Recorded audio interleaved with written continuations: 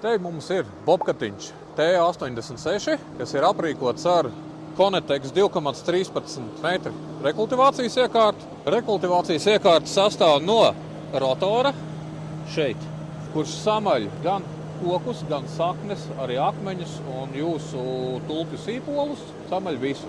Un priekšpusē mums atrodas rullis, ar kuru finišā norūlējam zemes virsējo slāni, kas ir rekultivēts, un atstājam gludu virsmu sagatavot priekš zālītes sēšanas. Arī šeit mēs varam visu šo nofrēzēt, safrēzēt.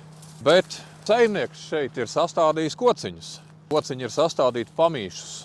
Tiem pāri mēs braukt nedrīkstam. Pirmā kārta tiek sagatavot, izskatās šādi.